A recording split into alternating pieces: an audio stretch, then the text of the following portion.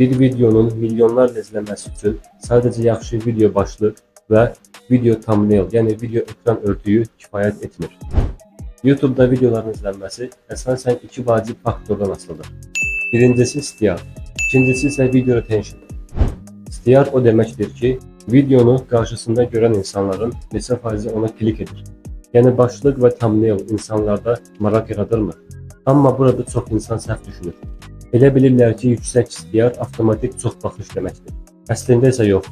Çünki insan videoya klik etdikdən sonra əsas vacib sual başlayır. Bu insan videoda qalacaqmı? Məhz burada retention ön plana çıxır. Əgər insanlar videonun ilk saniyələrində çıxırsa, YouTube düşünür ki, bu video insanların gözləntisini qarşılamır. Amma insanlar videonu izləyirsə, sona qədər baxırsa və maraqlı hesab edirsə, YouTube həmin videonu daha çox insana göstərməyə başlayır. Mənim YouTube'da 10 ildən çox təcrübəmdə gördüyüm əsas şey budur. Çox insan başlıq və thumbnail üzərində həddindən artıq düşünür. Amma videonun özündə insanı saxlamağa kifayət qədər diqqət etmir. Ən yaxşı başlıq belə zəif videonu xilas edə bilməz. Ona görə əvvəlcə izləyicinin niyə görə videonda qalacağını düşünün.